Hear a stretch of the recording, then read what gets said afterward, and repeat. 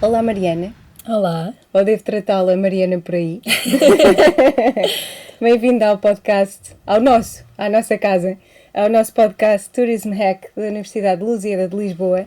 Eu sou Ana Margarida Silvestre, sou professora auxiliar aqui na Licenciatura de Gestão do Turismo e temos Green Flag para partir à descoberta e à aventura nestas viagens a solo e em todas as sinergias que o turismo pode ter com outros campos, científicos ou não. Por isso, muito obrigada por teres aceito embarcar nesta aventura. Obrigada pelo convite. Nós é que agradecemos, pelos direitos humanos e também pelas redes sociais, não é? Vais-nos levar para a tua casa. Então, sabemos que tens sido médica em Valência e tens uma paixão enorme por viagens. Para quem ainda não te conhece, podes-nos contar um bocadinho da tua parte pessoal e profissional, por favor?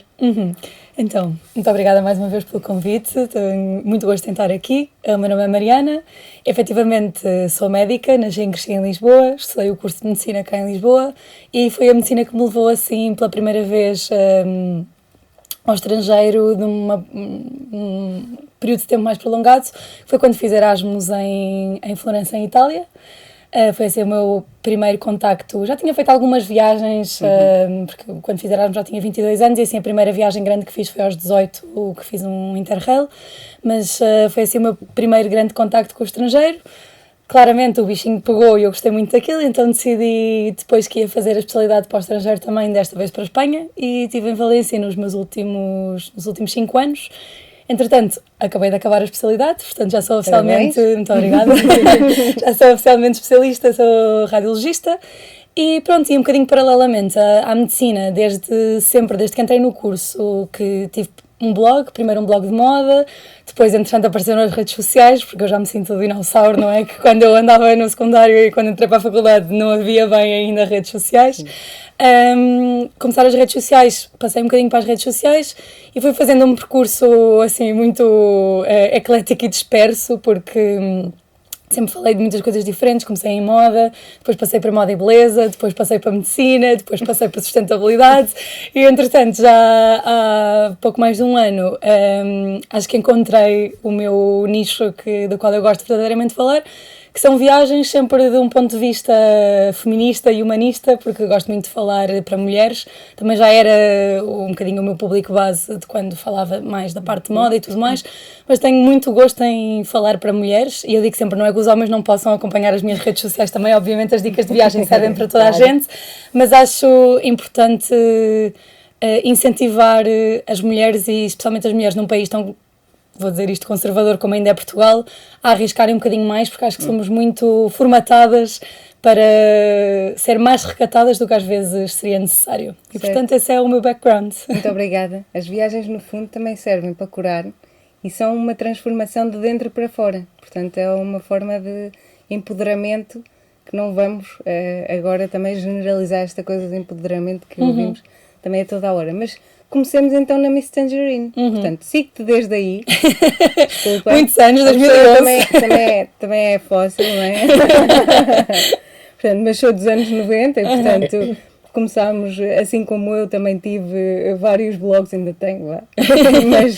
Mas sim, também era a minha maneira de desabafar e sempre gostei de muita coisa e, portanto, seguia-te daí porque achava que tinhas dicas muito engraçadas sobre moda, mas depois também abordavas, assim, outras coisas no teu quarto que ias mostrando outra parte e aquilo era muito engraçado para mim, eu acompanhava sempre. Pronto, by the way. Muito obrigada. Então, gostava de saber como é que essa fase da tua vida também te ajudou a crescer e a chegar àquilo que tu tens hoje, que é o podcast por aí também. Então, é muito engraçado porque o blog surgiu numa altura em que eu me sentia muito presa à parte científica da minha vida, porque eu criei o blog quando entrei no curso de Medicina, no primeiro semestre do curso de Medicina. E eu, que sempre fui uma pessoa, eu sempre disse que queria ir para a medicina desde bastante pequena. Tive ali uma fase que queria ser princesa, depois percebi que isso não era uma carreira viável. E desde então que digo que queria ser médica. Mas é muito engraçado porque em todo o meu percurso escolar as minhas disciplinas favoritas não eram de todo as disciplinas científicas. As minhas disciplinas favoritas eram português, inglês, línguas sempre gostei muito, área de projeto, coisas assim um bocadinho mais, que dessem um bocadinho mais pé à criatividade. E, portanto, acho que quando entrei para a medicina, ser obviamente uma área tão séria muitas vezes e tão estanque e tão científica e tão quadriculada, por assim dizer, eu senti uma necessidade de ter algum tipo de escape criativo e sempre gostei muito de fotografia e de me fotografar a mim própria, ainda que isto sou um bocadinho egocêntrico, mas sempre gostei muito, porque acho que é uma maneira bonita de autoexpressão, sinceramente, e também de verdade, mostrar como é que nós nos vemos a nós próprias e não obrigatoriamente como é que outra pessoa nos vê através da lente. Sempre gostei muito, quando era adolescente, fazia muito autorretratos, assim, coisas meio pseudo-artísticas e tudo mais, e foi um bocadinho neste contexto que decidi criar o blog.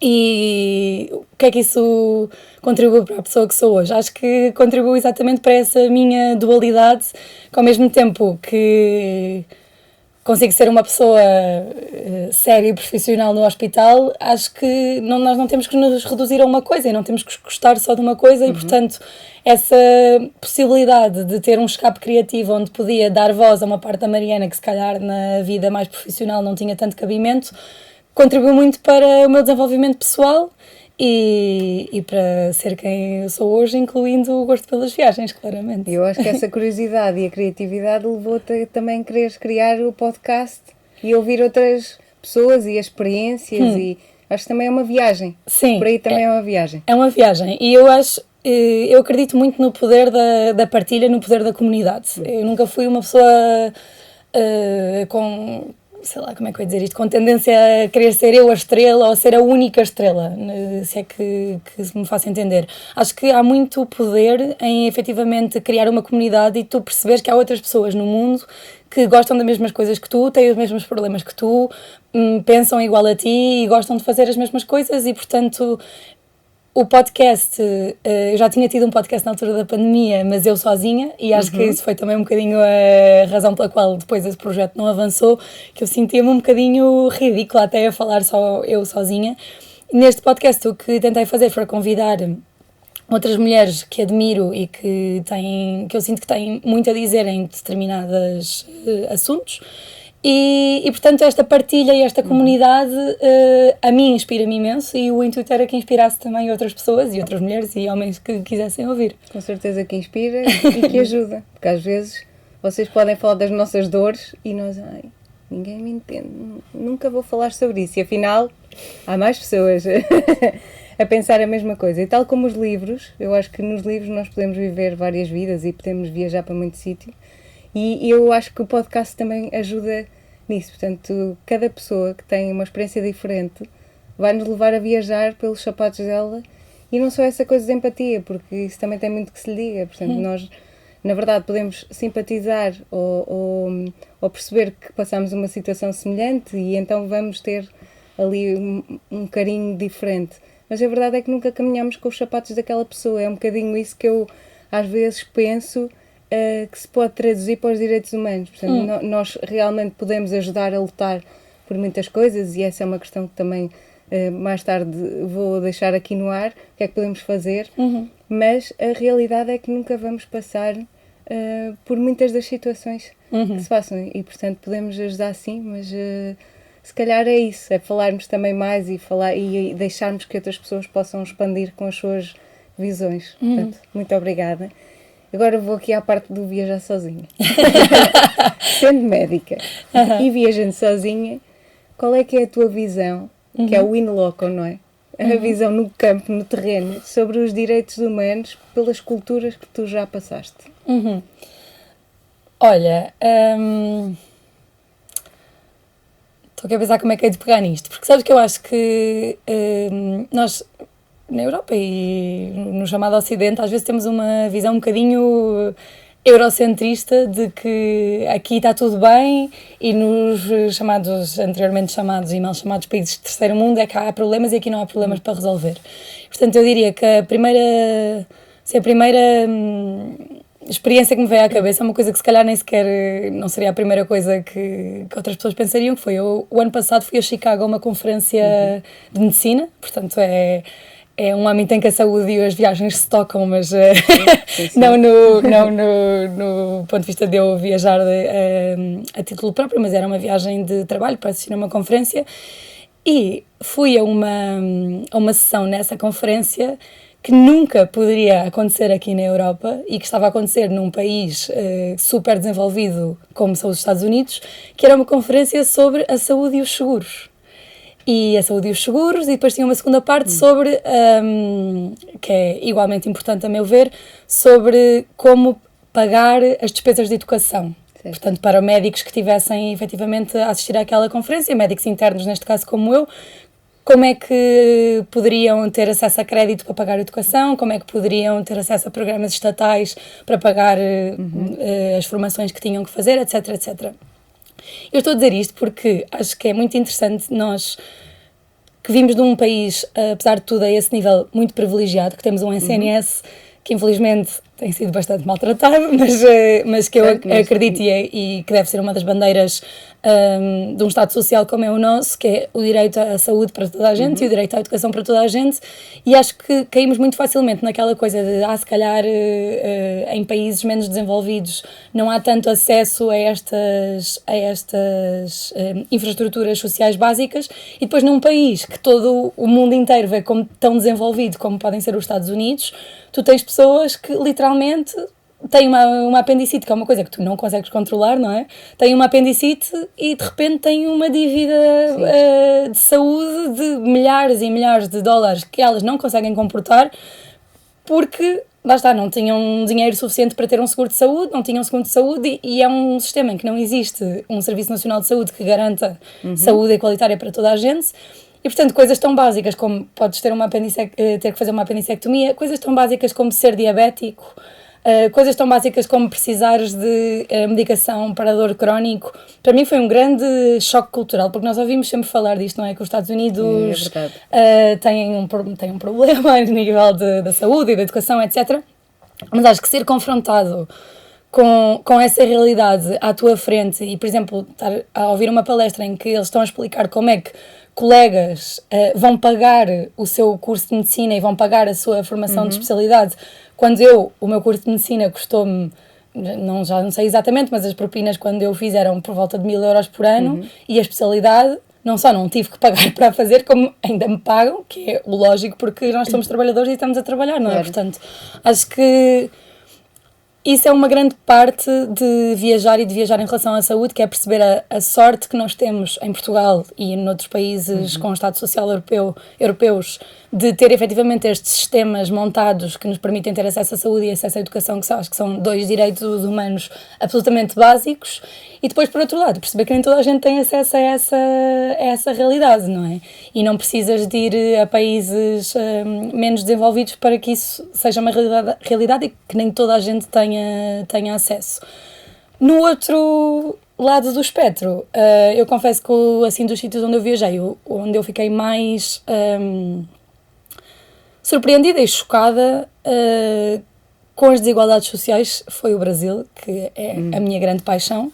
Eu estive a viver 2 meses no Brasil enquanto fazia um estágio em 2022 e especialmente, eu também estive numa altura muito atribulada porque estive na altura das eleições do Lula contra o Bolsonaro, que entretanto já toda a gente sabe como é que acabou, mas na altura aquilo estava muito tenso. Eu cheguei ao Brasil, o meu primeiro dia no Brasil foi o dia da primeira volta das eleições, certo. Que entretanto não... Foi logo em grande. Foi logo em grande, sim. Entretanto não chegaram a nenhum resultado e a segunda volta foi mais ou menos um mês depois e, portanto, era uma altura socialmente muito atribulada e a verdade que faz muita confusão, por exemplo, em São Paulo, que é uma cidade enorme e super rica, não é? Uma das cidades com mais dinheiro no Brasil, tu veres prédios arranha-céus de multinacionais, de malta que ganha muitíssimo acima da média brasileira e depois nas entradas desses próprios prédios sem abrigos a dormir. Sim. Mas de uma maneira que eu acho até, por um lado, mais honesta do que às vezes nós temos, por exemplo, aqui em Lisboa, que eu acho que esta coisa de vamos desalojar os sem-abrigos do Largo dos Anjos, é assim, eles se calhar saem dali, mas vão para outro sítio enquanto não se arranjar uma solução. Claro, e morre-se na rua. Enquanto não se arranjar uma solução estrutural ao problema, não estamos a resolver verdadeiramente nada. Sim. Mas isto para dizer que efetivamente o Brasil, por exemplo, seria, eu acho, o exemplo de país que cairia, apesar de ser uma grande potência, uma grande economia, no estereótipo de sítio menos desenvolvido, aqui com muitas aspas, que efetivamente ainda tem essas desigualdades muito, muito, muito marcadas e mais marcadas do que nós temos cá, e efetivamente é uma coisa um bocadinho aflitiva ver a normalização dessas desigualdades na sociedade. Mas pronto. Também temos de trabalhar no nosso cantinho do céu, também existe muito trabalho, muito para fazer. Sim, sem dúvida. Às vezes, certo, tiramos de um lado, mas empurramos para o outro. Portanto, sim, aqui também temos que... Portanto, gente de Portugal, cabe-nos também a nós e às gerações seguintes conseguir mudar. Eu costumo dizer que eu gostava de mudar o mundo, mas se eu puder mudar o mundo de alguém, já estou a contribuir. Portanto, se formos falando sobre estas coisas, se calhar mais pessoas também têm... E acho que é super importante também passar sempre a ideia de que estas... Porque às vezes há um bocado aquela ideia que isto é o status quo do mundo e nunca vai mudar. E as coisas não têm por que não mudar, não é? Se nós pensarmos há 100 anos, as mulheres não podiam votar. Claro. E hoje estamos aqui, três mulheres a... Reparem, eu hoje venho mais descontraída. Portanto, não podiam usar calças de gay, não podiam usar calças, ponto final. Pronto, portanto, eu acho que claramente esta ideia de que as coisas não podem mudar é uma falsa ideia que é muito útil às estruturas de poder para que efetivamente nada mude. E as coisas podem efetivamente mudar, e a primeira coisa que podemos fazer para que as coisas mudarem, é mais importante, que é um dever cívico, é votar, e efetivamente informar-nos sobre os programas dos partidos e das pessoas em quem votamos. E, por exemplo, em relação a isto da saúde, eu acredito mais nesta mudança, neste sentido, que tem que ser uma mudança estruturada e tem que ser uma mudança de um ponto de vista governamental. Nós, como indivíduos, obviamente... Costumo sempre dizer, obviamente é muito bonito quando existe alguma calamidade, como foram os incêndios, por exemplo, há pouco tempo, haver campanhas para que os portugueses se unam e que doem dinheiro e que ajudem as pessoas. Mas muito mais bonito que isso é quando há eleições ir votar e votar em pessoas que ponham efetivamente em prática programas e ideias que tornem com que essas boas ações não sejam necessárias, não é? Porque se o Estado Social estiver efetivamente a funcionar, para esse tipo de situações existem ações governamentais e não tem que ser a boa vontade de cada um. Portanto, isso é o Estado Social em que eu acredito e acho que através do voto é o mínimo dos mínimos para lá chegar. Sim, mas para lá chegar também precisamos que muitas vezes nós, enquanto professores, que somos aqui um veículo de conhecimento e de partilha, e eu acho que nós aprendemos com os alunos e eles connosco, acho que aí é que está a magia, mas a verdade é que se nós não falarmos, eu dou por mim, eu já disse isto, mas dou uma cadeira de plano de negócios e eu falo sobre literacia política e literacia financeira. Porque senão, então... Sim. E o que eu gosto de estimular, e por isso a Miranda está aqui que não me deixa mentir, o que eu gosto de estimular é o pensamento crítico e os debates dentro de sala, porque eu estou a falar de turismo, mas eu posso muito bem estar a falar de leis a seguir. Claro. Não, e na época das redes sociais acho que o pensamento crítico é mais importante que nunca, honestamente. E porque quando os alunos saem para o mercado de trabalho, chegam a uma empresa, se não tiverem pensamento crítico, estruturado ou mais apurado, quer dizer, o que eu costumo dizer, que disse ontem, que a empresa dá-vos um problema e vocês veem 3. Sim. Não é? Enquanto vocês podem levar 3 soluções, não obrigatoriamente têm que as levar, mas pelo menos conseguirem pensar sobre A, B e C. Portanto, há assim muitas coisas que ainda é preciso. Estamos aqui reunidas para fazer o caminho. Nuestra sociedad tiene mucha ansiedad y mucho estrés. Verdade. Sobre todo. E agora queremos ouvi-la. Sí. Así. Sí. Miranda, pode continuar. Ok. Viajar sola puede ser desafiante para muchas mujeres. Entonces, ¿cuáles fueron tus mayores dificultades como una solo traveler? ¿Y qué consejos darías a aquellas que quieren comenzar a viajar solas? Por ejemplo, yo sería una que te podría seguir, pero no me atrevería. También tengo a mi madre que me lo impide. É assim, eu quando eu comecei a viajar sozinha, honestamente foi um bocadinho por necessidade, e isto já foi em 2017, acho eu. Portanto, não havia sequer este movimento que existe hoje em dia na internet e nas redes sociais sobre viajar sozinho, que é ótimo que exista, mas no meu caso foi simplesmente, eu tinha um período de férias, ia fazer uma viagem, e entretanto com os amigos, e esses amigos entretanto escolheram um destino que eu não me estava a apetecer e também era mais caro do que eu na altura podia permitir-me, e portanto acabei por organizar uma viagem alternativa, e como não tinha ninguém para vir comigo, pensei, pronto, eu tinha muitos amigos de quando fiz Erasmus, e então fui visitar 2 ou 3 amigos a alguns sítios, mas pensei, já que estou ali pelo centro da Europa, pronto, é tipo, vou ver um em Berlim, mas depois vou a Dresden que não conheço ninguém, ou vou a Munique que não conheço ninguém, pronto, e fiz uma viagem pela Alemanha e pela Polónia. Portanto, eu diria que o meu maior conselho é, se efetivamente têm vontade de ir, começar a olhar para a realidade de cada um, não é? Que a realidade de cada um é muito diferente, e pensar qual é que é o tempo que temos disponível, qual é que é o budget que temos disponível, e a partir daí começar a organizar. E depois começar mais pequeno, se sobretudo, lá está, este medo e estes receios forem uma coisa muito presente. Eu digo sempre, uma pessoa muito, muito, muito, muito medrosa, no limite, primeiro pode ir passar um dia inteiro sozinha em Lisboa, por exemplo. Muito a falar, uma pessoa que vive em Lisboa, por exemplo, sai de casa de manhã, vai fazer o que faria num dia de uma viagem sozinha, por exemplo, tipo, pode ir fazer um free tour, pode ir a um museu, pode ir almoçar depois a algum sítio sozinha, e depois volta para casa. Certo, e percebe como é que se sente. Exato, e percebe como é que se sente, pronto. Depois, se efetivamente continuarmos com muito medo, podes ir à cidade do lado e nem sequer sair do teu país, não é? Portanto, por exemplo, se és de Lisboa, podes ir ao Porto, por exemplo, tu que és espanhola, podes ir a Madrid, podes ir a San Sebastián, podes ir a 50... Espanha é ótimo. Espanha tem imensos destinos por onde escolher, portanto, começar pequeno e muitas vezes até dentro do nosso próprio país, acho que pode ser uma maneira muito facilitadora de ganhar confiança e também de dar confiança às pessoas que estão à nossa volta, não é? Que eu acho que muitas vezes é um dos grandes motores para nós termos um bocadinho medo de fazer as coisas, lá está, a preocupação não só nossa, mas das pessoas que estão à nossa volta, e sobretudo quando somos mais novas, da nossa família, que são preocupações com a sua dose de fundamento. Eu percebo que as pessoas estejam preocupadas e depois muitas vezes com também alguma dose de desconhecimento. E com a lente dessas pessoas e da realidade que viveram até...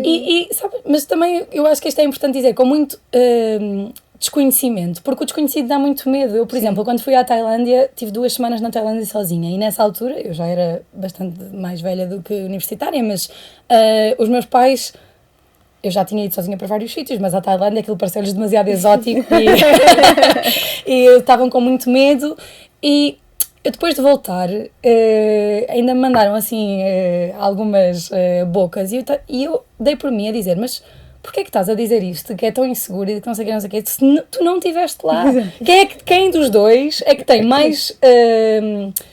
razão de causa para estar a dizer se é seguro ou não é seguro, ou se é perigoso ou não é perigoso, uma pessoa que lá teve 2 semanas, que obviamente eu admito que é uma experiência limitada, porque é uma experiência de turista, mas de qualquer maneira é uma experiência muito mais contínua no tempo e de primeira pessoa, em vez de estares a ouvir só as coisas que as notícias e os mídias te dizem, que acho que na época das redes sociais sobretudo é um grande problema que nós temos hoje em dia na sociedade e na comunicação social, incluindo as redes sociais, que é sempre, pela forma como os algoritmos funcionam, as notícias negativas vão ser sempre muito mais virais e muito mais inflamáveis do que as notícias positivas. Portanto, dizer mais um dia em que não aconteceu nada na Tailândia, não houve nenhum homicídio, não houve nenhum problema, não houve nenhum... Exato, isto não é notícia, não é? Obviamente, e portanto, o nosso cérebro não está preparado para entender de forma instintiva estes biases.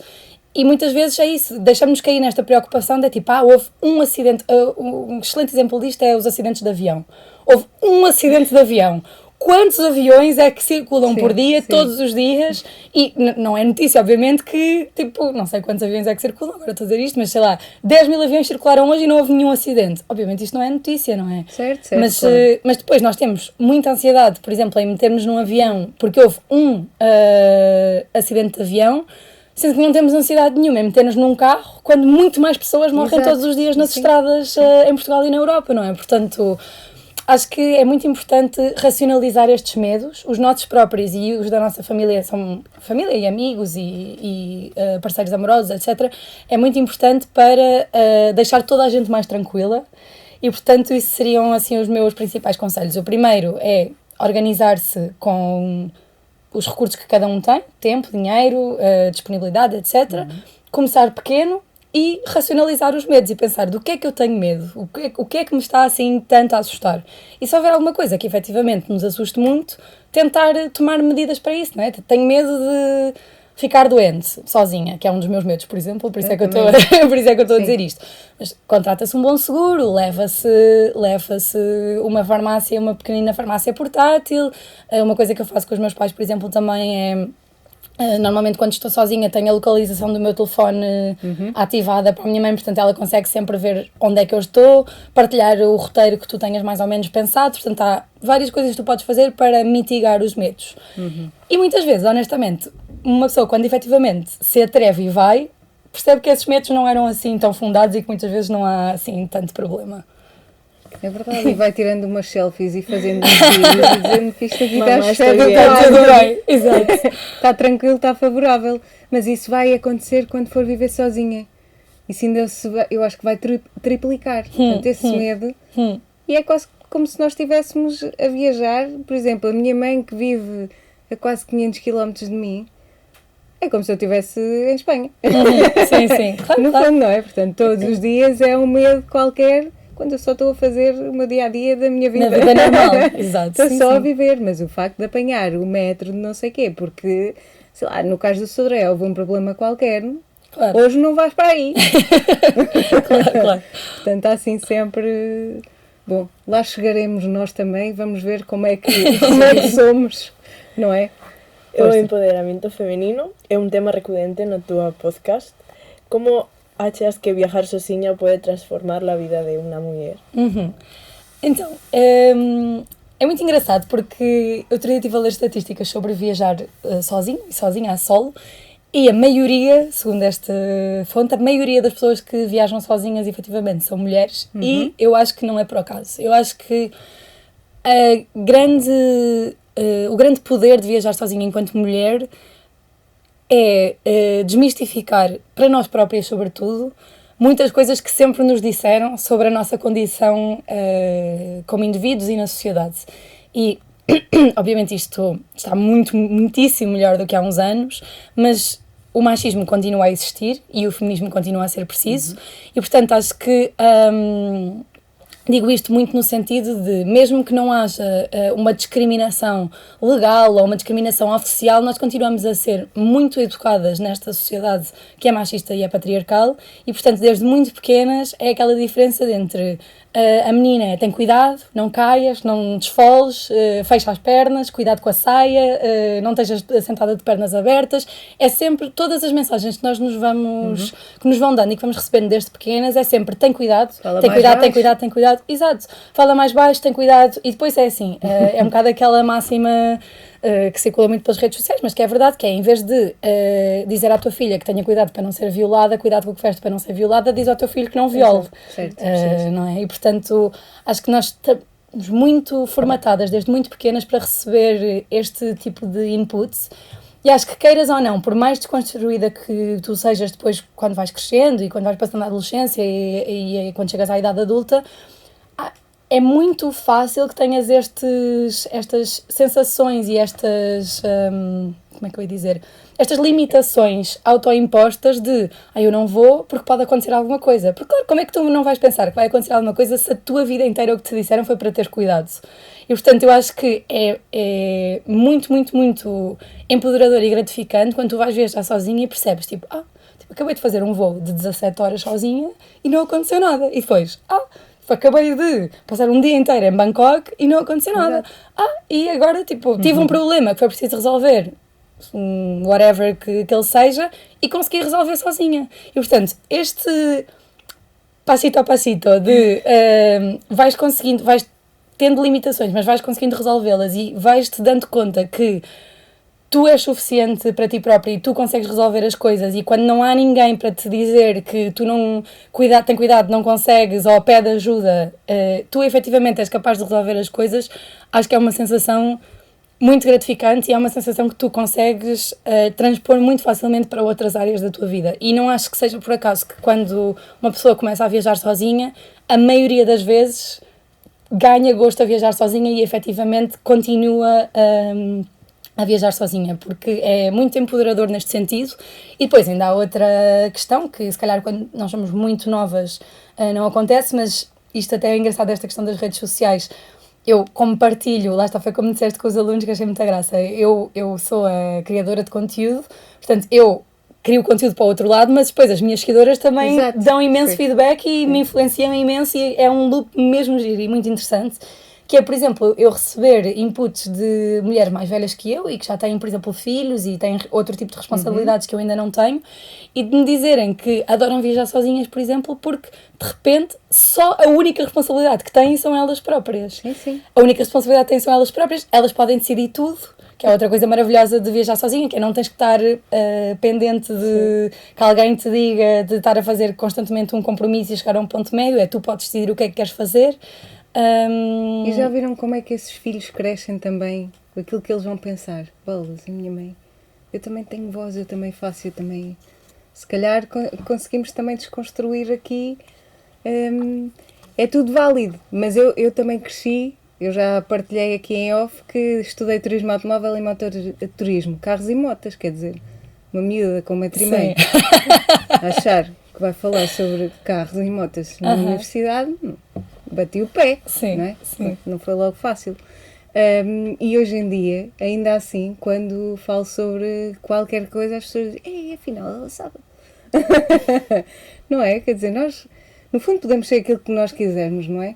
E depois eu estava-te a ouvir e estava a pensar assim, há uma coisa que eu faço desde miúda, que é dar o Wi-Fi a mim própria quando vou ao espelho. Portanto, é espetacular e só depois é que sai de casa. Pronto. Mas lá está, eu quando era miúda também com 6 anos queria uma Moto 4 e o meu pai deixava-me conduzir o trator. Portanto, aquilo dava-me certo. E portanto, como tenho um irmão muito mais velho, também andava de skate. Portanto, andava sempre toda esfolada. Por isso, era a tal menininha, lá está, sou ainda super protegida. Isso não passa, lamento. Aos 34 os vossos pais vão continuar a achar que nós somos a Aninha, que tem ali 6 e vai ter sempre, não é? Sempre a menina.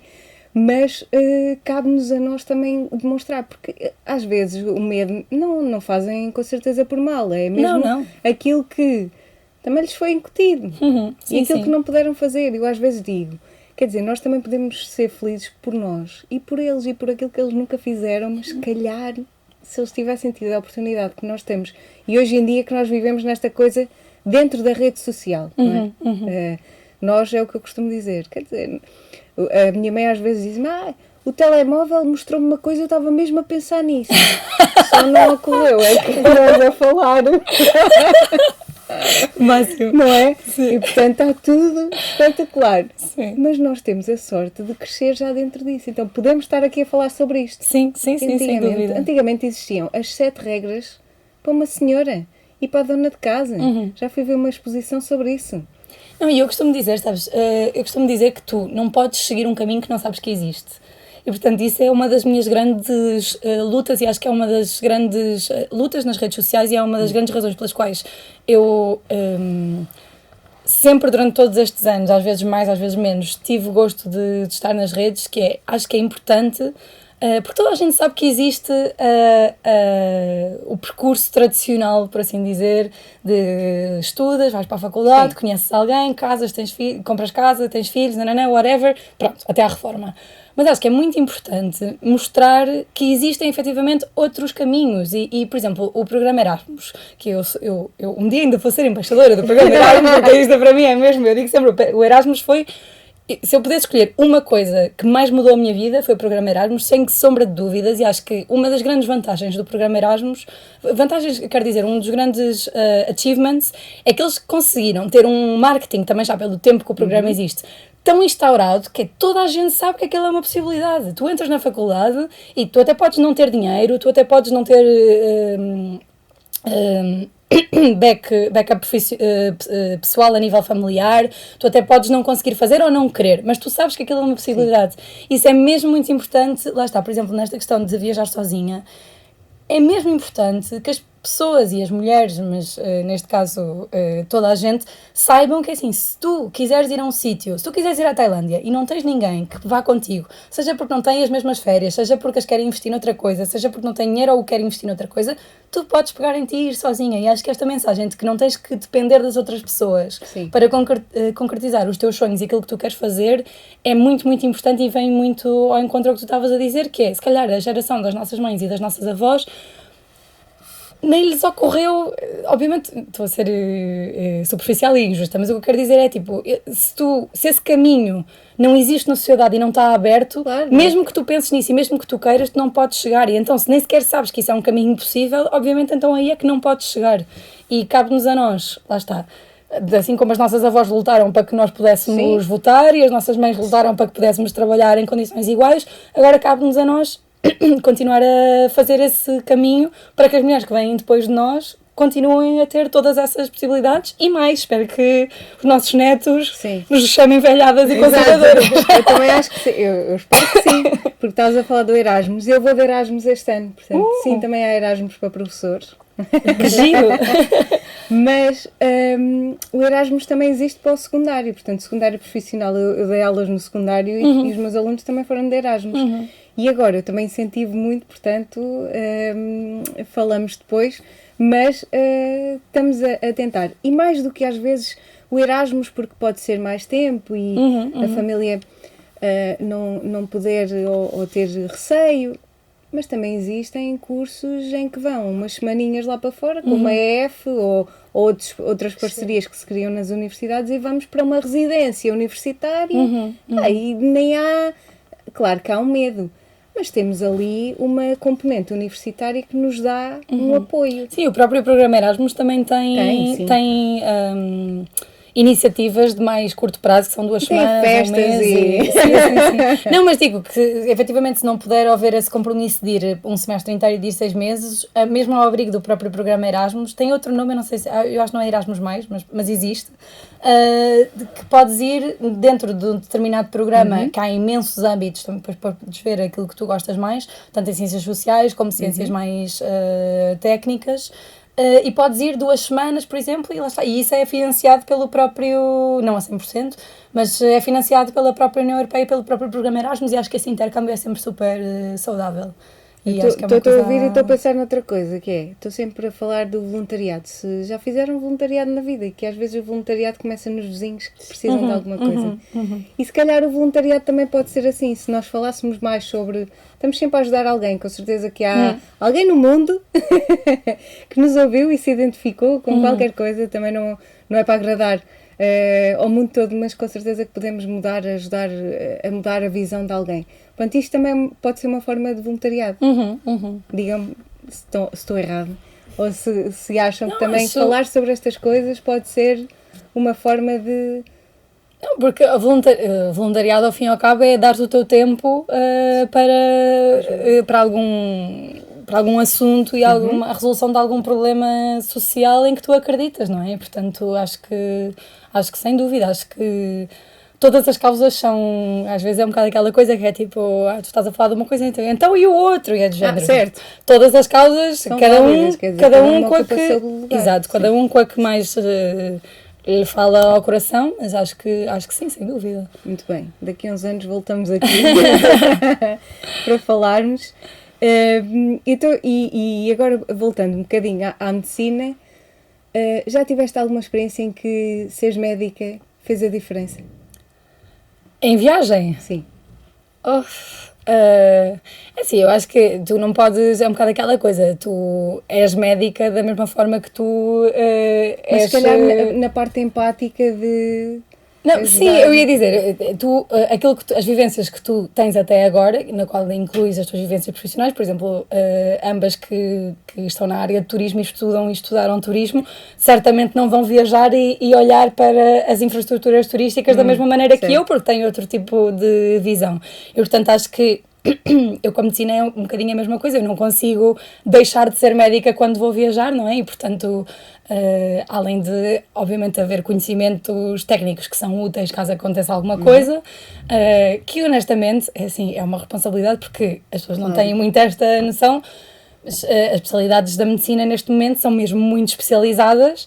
E, assim, obviamente, eu fiz um curso de medicina e sei mais, entre aspas, do que uma pessoa que nunca estudou medicina, mas a minha especialidade, que é a radiologia, que não é uma especialidade assistencial, portanto eu não lido com doentes nem com fármacos todos os dias, assim, eu sei, tipo, o que seria o básico, lá está, que é o curso, eu não sei fazer, tipo, suportes avançados, e portanto é sempre útil quando acontecem este género de situações, de ter que dar primeiros socorros, obviamente sabes mais do que uma pessoa que não tenha estudado, sim. Mas acho que efetivamente estavas a falar da empatia. Sabes que a empatia é muito engraçado, porque para mim é uma pescadinha de rabo na boca, porque é do género. Eu se calhar sou mais empática porque sou médica, mas acho que também tudo o que eu vivi me torna, ou seja, todas as minhas vivências fora do hospital depois também me tornam mais empática dentro do hospital. E acho que a empatia é uma característica que quanto mais tu a praticas, mais efetivamente eu acho que as viagens também porque podem ajudar nisso. Sim, sem dúvida, porque assim, as viagens para mim o que mais influenciam nisso é tu perceberes a sorte tremenda de lotaria social que tu tiveste, não é? Porque assim, nós se há coisa que ninguém escolhe, é onde é que nasceu. Sim. Não escolhes quem é que nasceu, onde é que nasceste, não escolhes quem é que são os teus pais e, portanto, qualquer pessoa que tenha nascido em Portugal, em comparação com uma pessoa que tenha nascido num sítio com muito mais desigualdades sociais, com falta de acesso à educação, estou sempre a bater na mesma tecla, mas nós... Acho mesmo que uma das vantagens de sair do nosso cantinho é voltar para o nosso cantinho e perceber que... Aqui estou a falar de Portugal, mas Espanha, eu vivi 5 anos em Espanha e Espanha é muito parecido. Então, acho que a União Europeia e os Estados Sociais da União Europeia neste sentido são todos muito parecidos, que é tu saíres e perceberes a sorte tremenda que tiveste em nascer aqui e, efetivamente, depois, com essa sorte, não ser um mercenário, não é? E tentar passar essa sorte um bocadinho de volta ao mundo. E, como disseste anteriormente, não tem que ser numa ONG em África se isso não for o teu calling. Há imensas coisas que se podem fazer aqui. Há imenso trabalho a fazer aqui nos mais variados assuntos sociais, mas sem dúvida que acho que as viagens trazem mais empatia, e ser médica também traz bastante empatia, porque ao fim e ao cabo é uma profissão que, queiras ou não, independente um bocadinho das especialidades, mais uma vez, estás a lidar inerentemente com a fragilidade humana, não é? Que acho que é aí um bocadinho o ponto de toque com as viagens também, que as viagens inerentemente, por tu estares em uma situação que é desconhecida para ti, estás cansado, tens fome, não sabes onde é que vais dormir, não sei o que, é uma situação que te põe em muita fragilidade, e acho que isso é o que mais ensina a empatia, às vezes muito mais até do que conheceres outras culturas, outras pessoas, obviamente isso também, mas o que eu quero dizer é que mesmo se retirares isso, tu contigo próprio, em viagem, obrigatoriamente, diria eu, se fizeres uma viagem de resort, se calhar não, mas fizeres uma viagem, lá está, para efetivamente mais de campo, para conhecer efetivamente culturas, vão haver situações em que estás desconfortáveis, e esse desconforto e essa fragilidade, se não te ensina empatia, acho que há alguma coisa de errado. E portanto, sim.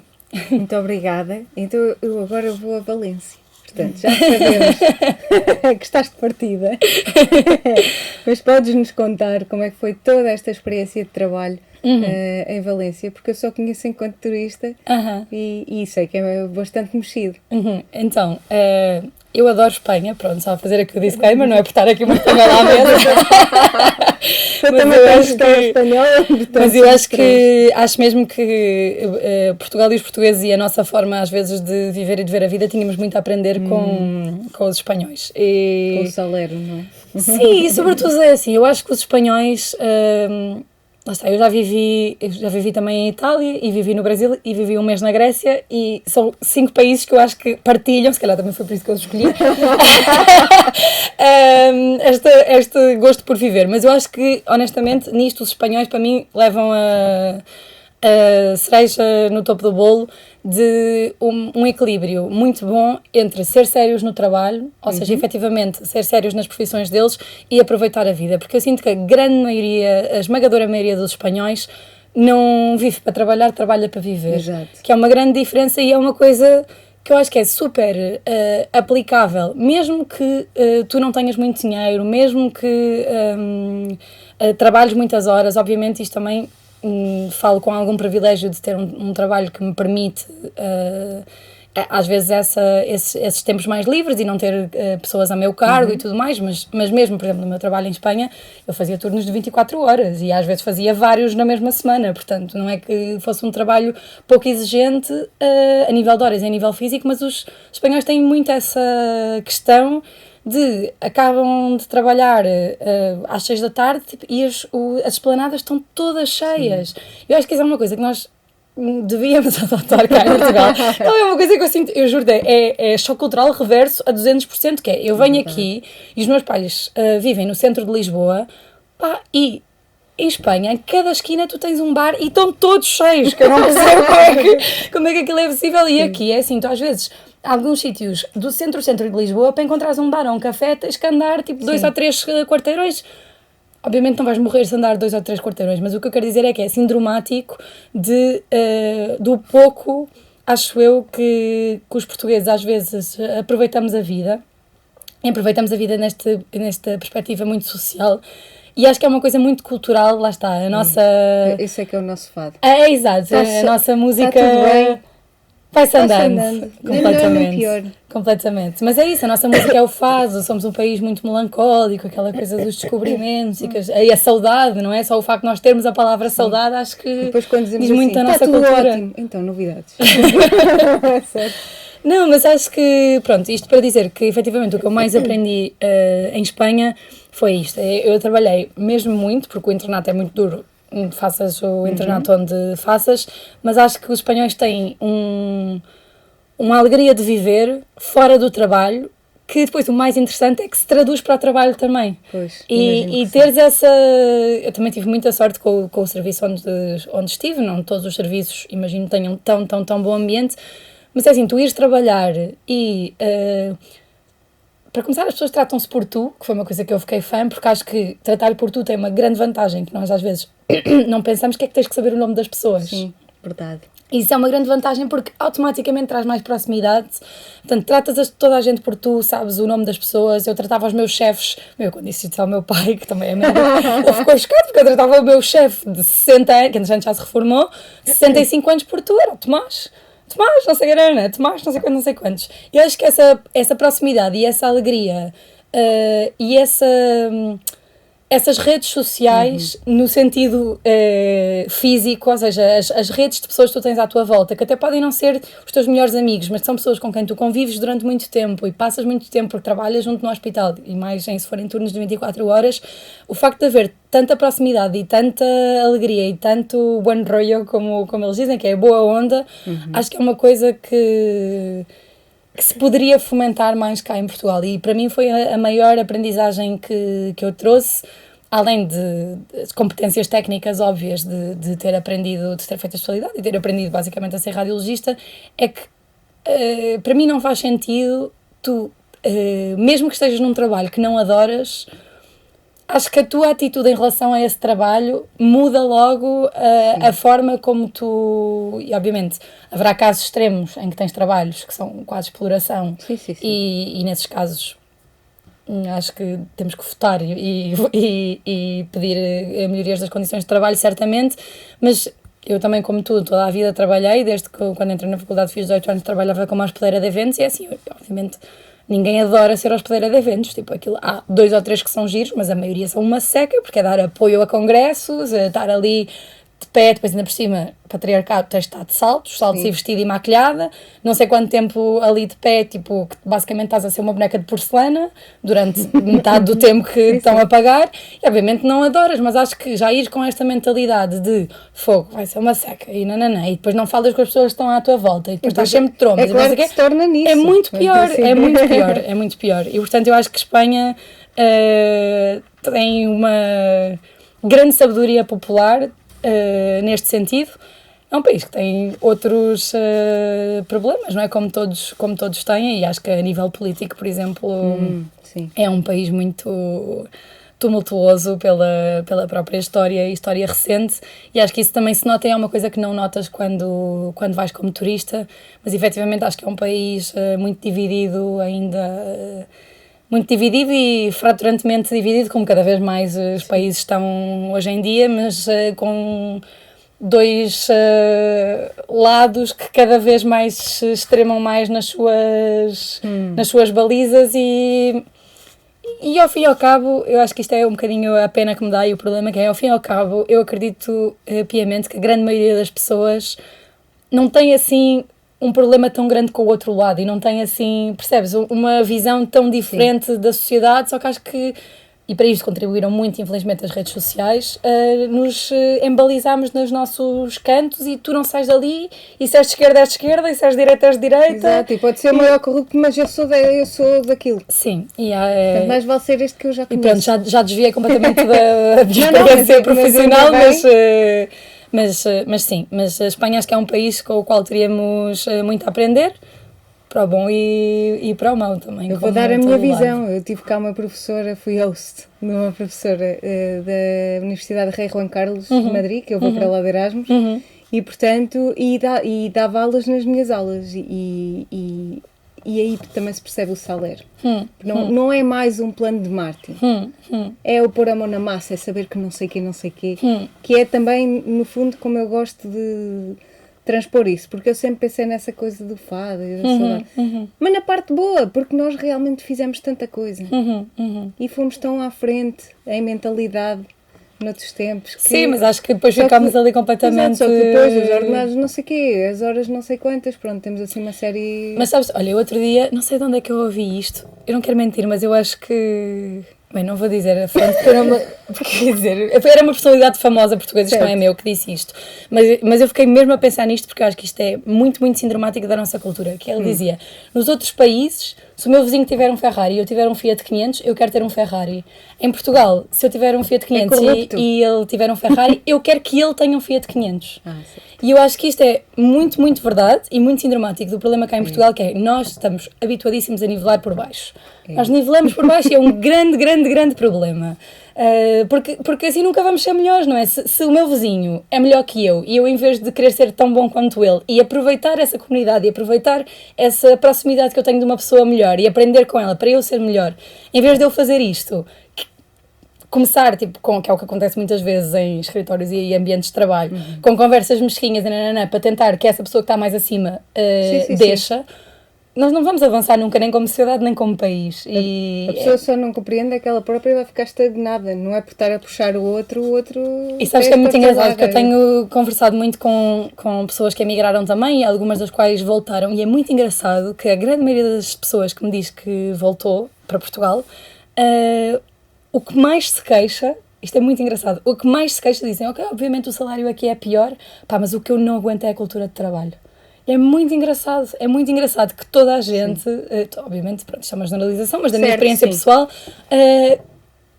temos esta mesma sensação de que a cultura de trabalho em Portugal claramente precisa de uma... E lá está, isto é uma grande vantagem de sair, porque tu sais e vês como é que funcionam noutros sítios, e vês como é que outras pessoas dão aulas, e vês como é que outros hospitais funcionam. E esse dinamismo, mais que não seja, essa diversidade, traz sempre alguma coisa positiva. Mas pronto, obviamente não podemos obrigar toda a gente a sair. Eu costumo dizer aos alunos de turismo, e vale para todos, que é, uma vez que o nosso cérebro expanda, nunca mais volta a ser aquilo que era. É verdade. E temos muito essa coisa. Eu, por acaso, no outro dia estava a ouvir uns empresários, até americanos, mas pensei, bom, isto encaixa-se em Portugal, que é essa coisa, se o vizinho tiver um Ferrari, o senhor é corrupto porque é impossível, Exato. Sim, com aquele trabalho que eles não o vêm fazer, ganhar aquilo e ter não sei o quê, e agora ainda tem outro. Não é? Portanto, temos um bocadinho dessa... E se calhar podíamos era aprender com ele. Sim. E podíamos também nós elevar-nos, ou pelo menos não estarmos a reclamar de alguma coisa. Bom, mas é um work in progress. Sim. Falarmos disto já é bom. Já estarmos aqui a falar sobre estas coisas já é muito bom. Então, falávamos aqui da medicina, fugimos aqui para outras coisas, mas sabemos então que vais para outro sítio. Sim. E, portanto, estás entusiasmada? Estou muito entusiasmada. Vais levar o nome de Portugal. Vou levar o nome de Portugal por aí. Muito bem. E eu agora deixo com a Miranda. Ok. Vimos recientemente, sobre todo este año, el boom que atrajo Taylor Swift. Ajá, sí. Entonces me gustaría que nos contases un poco sobre tu experiencia en ese viaje con... No concerto da Tay-Tay, sim. Como chamam os fãs. Foi muito engraçado, porque isto é uma à parte, desculpa, mas estavam-me a dizer, eu estava a dizer tipo, por não sei o quê, porque fui ao concerto da Tay-Tay, e essa pessoa, às tantas foi dizer, Mariana, desculpa lá uma coisa, quem é a Tay-Tay? Pronto, que a Tay-Tay é a forma como muitas dos fãs chamam a Taylor Swift, mas olha, a minha experiência é assim, eu sou... mega fã, sou tipo fã raiz, sim, Swiftie desde tipo 2007 e portanto eu já tinha um bilhete para ir ver no Met Cool em Madrid, que entretanto foi cancelado esse concerto porque aconteceu a pandemia e não sei o quê, e eu nunca a tinha visto e para mim era um bocado aquela coisa que... tipo, o bilhete foi muito caro, mas eu acredito piamente que é tipo daqui, eu já nem me lembro, já foi há uns meses, mas pronto, tipo, daqui a 5 anos não me vou lembrar do dinheiro que gastei no bilhete, mas vou-me lembrar para sempre daquela experiência. E acho que os concertos são experiências que acabam por ser experiências únicas na tua vida, sobretudo se for uma espécie de concerto assim em que tu tens muita ligação emocional àquela música e ao artista e tudo mais, porque... aquela coisa que é um bocado ingrato de dizer que há coisas que o dinheiro não paga, obviamente paga e paga bem porque é preciso muito dinheiro e acho que é importante reconhecer este privilégio, não é? Que nem toda a gente tinha a possibilidade de, sobretudo, de poder viajar para ir, porque eu não estava, pronto, na cidade onde eu estava ela não ia dar concerto, portanto tive mesmo que viajar e fui até Milão, mas tendo o dinheiro acho que 200% valeu super a pena e acho que viajar para ir a concertos é uma maneira muito agradável de juntar o útil ao agradável, é uma maneira boa de juntar o útil ao agradável, porque acabas por conseguir ter uma experiência que não terias na tua vida do dia-a-dia normal, sobretudo este género de concertos, por exemplo, de grupos que não venham cá a Portugal ou coisas assim, e portanto acho que eu fiquei fã, foi a primeira vez que eu viajei para ir a um concerto, não costumava viajar, mas pronto, até obrigou-me. E depois, o concerto em si, eu acho que isto, honestamente, e não querendo bater na mesma tecla, eu acho que é bastante injusto algumas... acho que é muito válido tu pôres em causa as fortunas dos artistas, mas acho que é um bocadinho injusto a forma como alguns dos mídia têm tratado, neste caso, a Taylor Swift e, em geral, as mulheres da indústria, porque eu ouvia dizer uma vez uma coisa numa entrevista e acho que ela tem toda a razão, que ela dizia, tipo, estão-me sempre a criticar que eu só escrevo músicas de amor, ninguém diz a mesma coisa sobre o Ed Sheeran e o Bruno Mars. Sim. E é completamente verdade, porque assim, ela escreve músicas de amor, não só músicas de amor, e quem conhece a discografia dela sabe que isso é verdade, mas outros artistas que sejam homens que escrevam músicas de amor, é assim, se é um homem é romântico, se é uma mulher é needy, sabes? Tipo, e portanto acho que ela foi um bocadinho injustiçada e sobretudo agora, quando houve este boom, lá está, e isto foi a tour da história que mais dinheiro arrecadou, e ela fez mesmo muito dinheiro, e mesmo a nível económico, eu cheguei a ler algumas coisas sobre isso, que assim, as cidades onde ela ia tinha um boom tipo de ingressos, porque tinhas muita gente a voar para esses sítios, etc. Acho que ela foi injustamente tratada e acho que muito tem a ver com ser mulher e haver sempre este bias, é tipo, isso é uma mulher que canta pop, que é uma coisa, que é outra coisa que me irrita, que é porque é que pop... porque é que as coisas que são de mulheres, isto não é obrigatoriamente só o pop, mas porque é que tipo as séries que são séries tipicamente femininas, literatura que é tipicamente feminina, música que é tipicamente feminina, é tudo visto como arte inferior. Certo. Percebes? É tipo... Exato, é arte inferior e, portanto, porquê é que está aqui esta miúda, porque ela é uma miúda, a ganhar tanto dinheiro? Isto não faz sentido nenhum. Quem devia estar aqui a ganhar muito dinheiro era tipo as artes superiores que, sei lá está, tipo, escritores a sério, não? E, portanto, acho mesmo que isto não é assim tão superficial, parece muito superficial, mas quando começas a rascar um bocadinho, há aqui coisas mais profundas de trás, e acho que ela tem imenso mérito em ter efetivamente conseguido montar esta tour, e acho que o que ela conseguiu, a razão pela qual efetivamente esta tour e a música dela é tão fenómeno, voltando à questão que estávamos a falar anteriormente, é a comunidade. Porque assim, eu fui ao concerto e eu fui sozinha, não conhecia ninguém, porque pronto, para esse, também comprei tipo dos bilhetes bastante caros, portanto também não tenho nenhum amigo que seja fã e quisesse dar tanto dinheiro pelo bilhete. Fui sozinha. Eu cheguei lá, demorei, não estou a exagerar, 30 segundos a fazer amigos. Tipo, cheguei à fila que era a minha fila, tipo, olhei assim um bocado à volta, pensei, tipo, com quem é que eu vou meter conversa? Pronto, depois era em Milão e eu falo italiano, portanto isso obviamente também ajuda, mas havia um monte de gente internacional também, mas pronto, meti conversa com duas amigas que eram irmãs gêmeas. Pá, super boa onda, tipo, tivemos o resto, imagina que foram horas e horas de espera, porque eu cheguei lá para aí, mesmo assim, não fui das loucas, foi às 8 da manhã, mas eu cheguei lá para aí ao meio-dia e o concerto era às 8 da noite. Certo. Portanto, foram 2 horas lá fora do estádio ao sol, depois entramos e foram tipo mais 5 horas sentadas, depois para aí às 5 da tarde as pessoas, aquele movimento de massas, toda a gente se levantou e tivemos tipo 1 hora inteira de pé assim, que não estava a acontecer nada. Depois, entretanto, começou o concerto dos Paramore, que também foi muito giro. Pronto, isto para dizer, foram muitas horas, cansativo, tens fome, tens sede, tens que ir à casa de banho, não sei o quê, e o ambiente que se vivia dentro desse estádio, e eu tenho lido que isto era assim na grande maioria dos concertos, era um ambiente de entreajuda, sororidade. É isso, sororidade. É isso, vibrações positivas, tipo, toda a gente estava ali para se divertir. Achei o máximo porque havia montes de homens também, que eram tipo os namorados e os pais, mas havia montes de pais que era tipo Hi, it's me, I'm a Swiftie Dad, it's me, pá, que era aquela música dela, achei o máximo. Mas montes de, o que eu quero dizer é, mesmo as pessoas que não iam, se calhar com tanto vigor vê-la a ela, super boa onda, super, lá está, com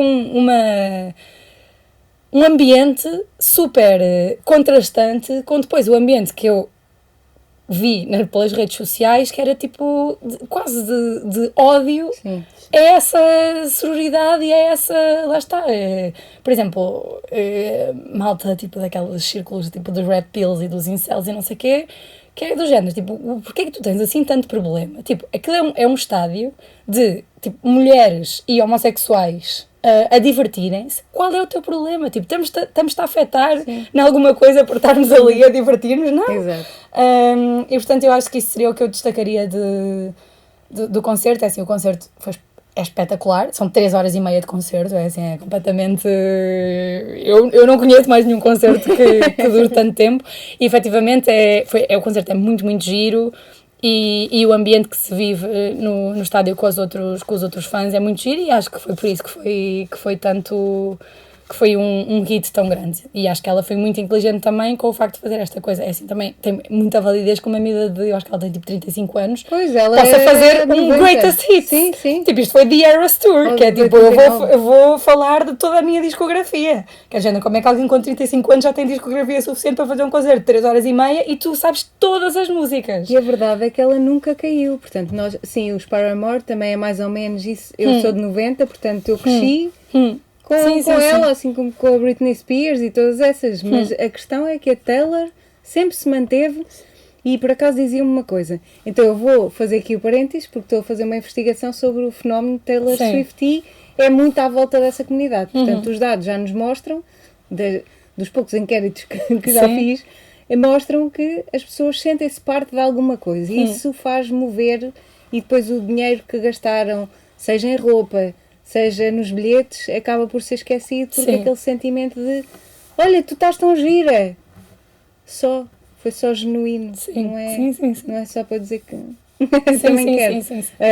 Mas que, quer dizer, se alguém precisasse de uma garrafa de água ou qualquer coisa, estavam ali todos, ninguém se conhecia, mas E toda eu a digo, gente... eu já tive em muitos concertos e é assim, eu tive em muitos concertos, este foi o único em que estava mesmo lá à frente, porque era do género, se vou ver Taylor Swift, vou fazer isto como deve ser, portanto, não me volto a meter nesta, eu já não tenho 20 anos,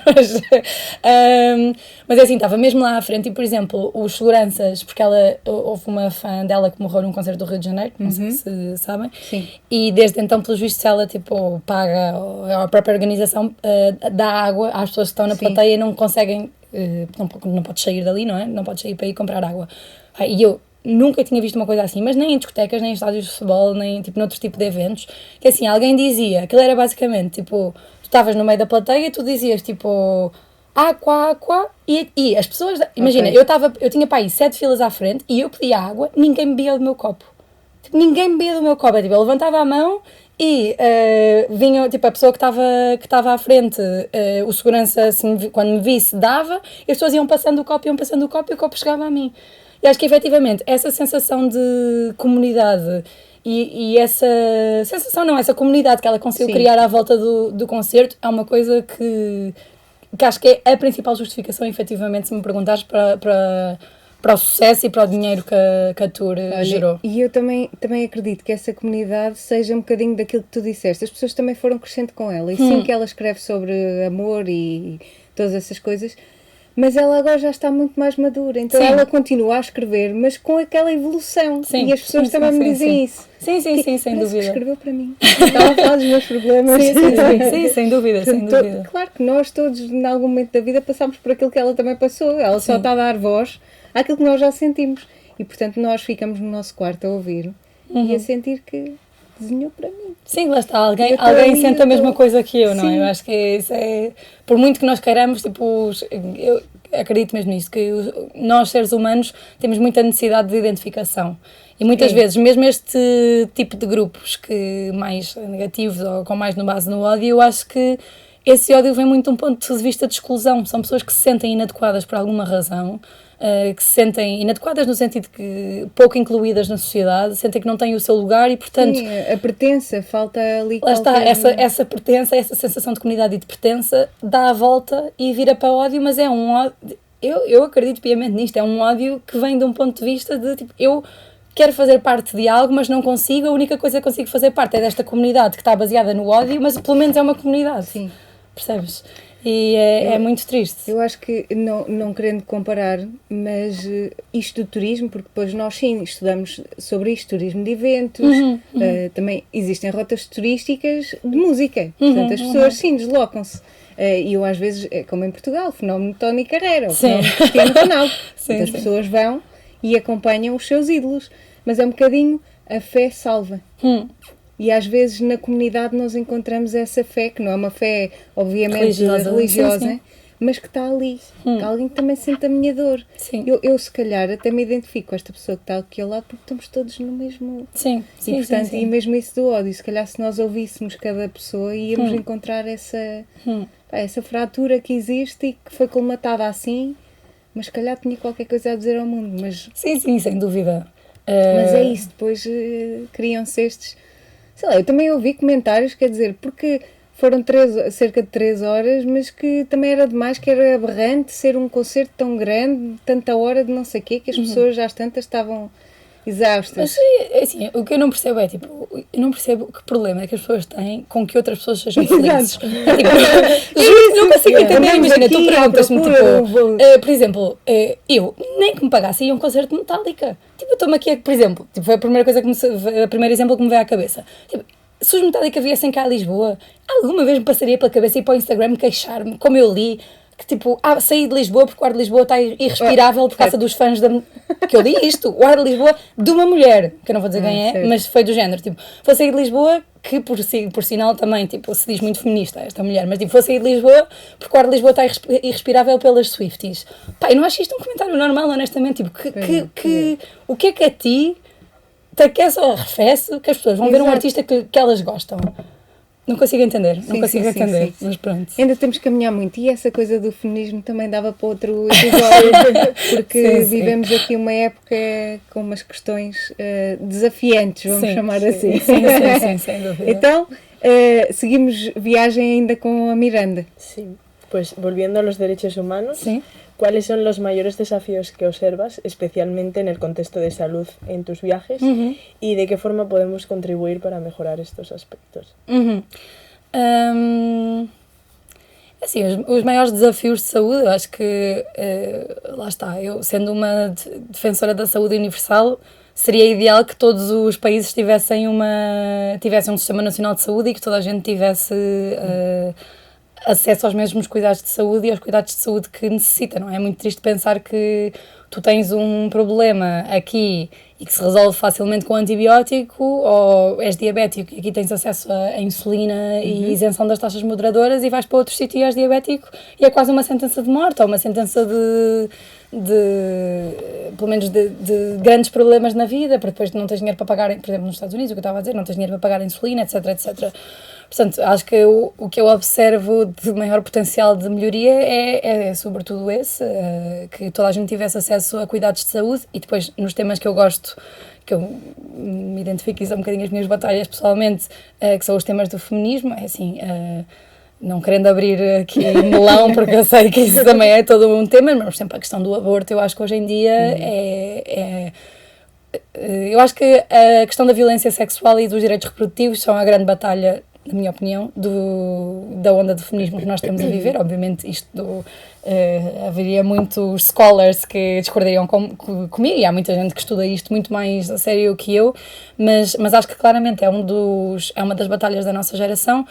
E ainda outro dia li um livro que me ofereceram comprado no Alfarrabista, que era a tese, isto vai ser um bocadinho tangent também, desculpem, não, mas era a tese de licenciatura de Direito, ou de mestrado, acho que era licenciatura de Direito, do Álvaro Cunhal, que foi a defender o aborto, curiosamente, em 1940, portanto isto deve ter sido, deve ter sido e espetacular.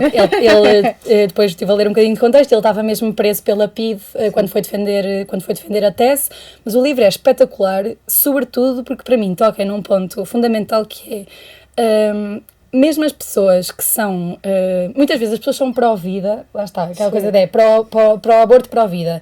Eu não acredito que ninguém, ou pelo menos uma muito minoria das pessoas, é pró-aborto no sentido de vamos agora começar a abortar a torto e a direito e utilizar isto como método contraceptivo. A questão que o Álvaro Cunhal, muito mais inteligentemente que eu, punha neste livro, é que ignorar que o aborto existe é uma realidade não é ser pró-vida, porque no fundo se tu és pró-vida no limite, o que tu a forma mais eficaz de limitar o número de abortos, isto está mais que estudado a nível de literatura, limitar o número de abortos e até de salvaguardar a saúde reprodutiva dessas mulheres, para que elas um dia mais tarde, quando queiram efetivamente, ou não, mas se quiserem efetivamente ter filhos, os possam ter, é legalizando o aborto e dando estruturas para isto. E é assim, por exemplo, isto foi uma coisa que me chocou muito nas minhas viagens, porque isto para nós não é uma realidade, não é? Para nós, tu sabes que se tiveres a necessidade, apesar da lei portuguesa ainda ser bastante restritiva em relação a outras leis na Europa, porque só se permite até às 10 semanas, tu sabes, e eu quando cresci e iniciei a minha vida sexual, tu sabias que se tivesses algum percalço, algum problema, que tinhas a opção. Eu não digo que tu faças ou não faças, mas sabes que tens a opção e que não vais ter que morrer disto. E não vais ter que tomar essa decisão de forma ilegal, porque as pessoas, que eu acho que é a questão que é aqui muito importante, que é as pessoas que tomam na mesma essa decisão. Isso é uma realidade que eu me confrontei muito em viagens, de falar com pessoas que fizeram abortos clandestinos. Sim, viajavam para fazer e... Sim, mas lá está, em várias vezes ao longo dos tempos em que fui viajando, conheci pessoas de países onde o aborto é ilegal, que foram abortar ilegalmente. Pois. E assim, não é normal para mim, por exemplo, com uma miúda que se calhar até está numa situação em que foi violentada e nem sequer foi opção dela, que é outra coisa aqui, que é isto, é tudo muito bonito, Sim. mas porque é tipo, não, mas então vamos só tornar o aborto legal em violações. Ok, e como é que tu provas que é uma violação, por exemplo, se for o teu namorado a te violar? Sim. Como é que tu provas isto em tribunal em tempo útil de poderes fazer o aborto? Como é que tu provas se tu até estavas a fazer sexo com consentimento, mas foi o homem que tirou o preservativo a meio do sexo? Como é que tu provas que isto é uma violação? Não consegues provar. Não consegues provar a tempo útil porque o próprio sistema está completamente contra ti. E, portanto, falar com pessoas e ouvir as experiências, e eu, se alguém me tiver a ouvir que seja muito pró-vida, desafio as pessoas a fazerem isto, que é falar com pessoas que efetivamente tiveram que passar por essas experiências de vida, de ser uma miúda com 18, 20, 30 anos, não importa, e teres que fazer um aborto ilegal, e tens que ir a uma clínica, e depois tens que ir para um quarto de hotel, esvair-te em sangue, Sim, sem supervisão médica, sem saberes que... E estás-te a sentir péssima, e não podes ir ao hospital, porque se fores ao hospital eles vão-te perguntar o que é que andaste a fazer, e tens medo... Ainda tu é que pagas e tens as medo consequências, e tens medo da polícia, e tens medo de, no limite, ir para a prisão ou que te aconteça alguma coisa. Possas morrer, porque entretanto apanhaste uma infecção qualquer e... Pronto, lá está, e Vai tudo. estás-te a sentir mal e não queres ir para o hospital porque sabes que no hospital vai ter estas consequências, portanto acho que isto é um exemplo perfeito de uma questão que é claramente moral e social, mas acho que nas minhas viagens me vincou ainda mais a minha posição, e é assim, obviamente eu gostaria de viver num mundo em que as mulheres, sobretudo a saúde das mulheres, fosse mais respeitada, e isto é uma questão. Esta questão do aborto é uma questão, mas podemos falar de outras questões, como pode ser a mutilação genital feminina, que é uma coisa horrível e que existe cá em Portugal, que nós às vezes, lá está, tipo, estamos aqui a falar de... porque noutras culturas e noutros sítios e não sei o quê, e nós, pelo nosso tecido social, existe uma percentagem importante. Se fosse uma já era importante, não é? Mas nem sequer é uma de mutilação genital feminina em Portugal. Podemos falar de direitos reprodutivos a nível de planeamento familiar, que as pessoas tenham direito, tenham acesso, mais que direito, acesso a terem um método contraceptivo, a terem pílulas, a terem anel vaginal, a terem o que quer que seja. Acho que todas estas questões, lá está, se calhar em muitos sítios os primeiros níveis de saúde, obviamente, são os primeiros a ser assegurados, que é tipo doenças infecciosas, coisas um bocadinho mais simples, só que para mim é muito frustrante que a saúde da mulher, que é 50% da população, se considere é a única maioria que é tratada como uma minoria, não é? Certo. Que nós, no fundo, somos a maioria da população mundial e estamos...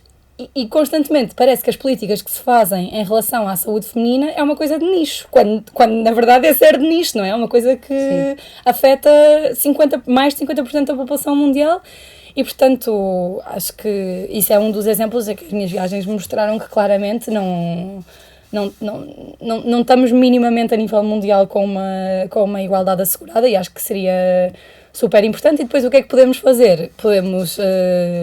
Eu acredito muito na ação individual no nosso quintal, portanto, mais do que...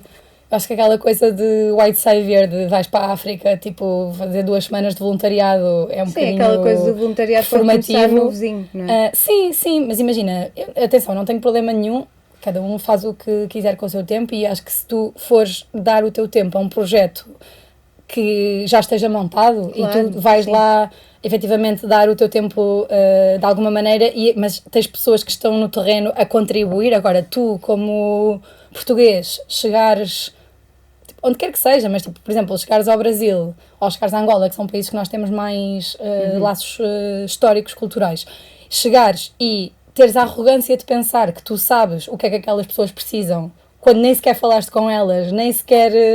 acho que é uma coisa um bocadinho eurocentrista e um bocadinho arrogante, e portanto acho que primeiro começar no nosso quintal, e depois, se efetivamente tiveres vontade e possibilidade económica, podes sempre ajudar com associações, tipo ajudar financeiramente associações que estejam efetivamente com profissionais a fazer esse trabalho de campo e que efetivamente sabem o que é que estão a fazer, e sem dinheiro não se faz nada, não é? Portanto, acho que eu aí sou um bocadinho... Acho que a forma mais fácil de ajudar, às vezes, não é mais fácil, mas calhar mais eficaz de ajudar é efetivamente dar dinheiro a uma pessoa que tu saibas que aquilo está a ter algum efeito. porque... Mas sabes que às vezes as realidades também não se falam. A semana passada recebi cá um colega de Nova Iorque e ele dizia-me, em Portugal não há muitos órfãos. E eu, como assim? Eu já dei explicações numa casa de meninas órfãs. Infelizmente, há muitos. Só que, sim, se calhar não se fala, se calhar até quando uma pessoa faz voluntariado também se calhar não fala muito sobre isso, mas a questão é que existe e está aqui à nossa porta. Sim, sim. E quando também fiz voluntariado dos 0 aos 3 anos, é que se percebe que levamos uma chapada de realidade. Sim, que existem imensos... E de que depois os outros acham que em Portugal está tudo ótimo, não Exato. temos... Exato, sim, sim. Temos tanta coisa. Mas lá está, é um trabalhar. bocado aquela coisa que estava a dizer do sem-abrigo, que é tipo, se tu, nesse sentido, apesar de tudo, isto vai soar um bocadinho mal, não mal, mas eu senti o Brasil nesse sentido, por um lado é mais honesto, sabes, porque tu vês que aquilo existe e assim, obviamente o melhor é não existir e tu efetivamente... tentar, tipo, lutares e votares e tentares que aquilo não exista, mas eu acho que a nossa forma, às vezes, de lidar com isto aqui em Portugal é um bocadinho hipócrita, que é se eu não vejo, não existe. Tipo, se os sem-abrigos não estão no Largo dos Anjos, então o assunto ficou resolvido.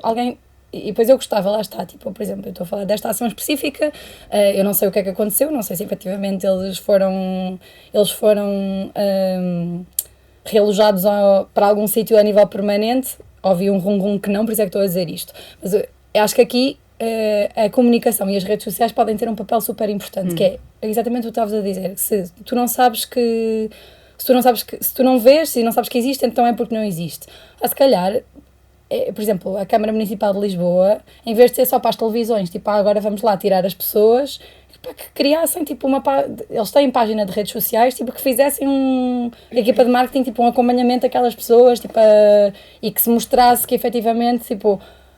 Porque nós compreendêssemos que no terreno realmente está a ser aplicado e as pessoas... Assim, sobretudo, se as pessoas quisessem, obviamente, não é? Porque também as pessoas não sabem que isso foi outra coisa, por exemplo, que me irritou imenso no Brasil, que é tipo, eu no Brasil, no Rio de Janeiro, fui há um morro, que é o Morro dos Dois Irmãos, que basicamente aquilo é uma caminhada e depois tens uma vista super bonita para o Rio de Janeiro, não sei o quê. E é numa favela, pronto. E, obviamente, para chegares à trilha tens que passar na favela.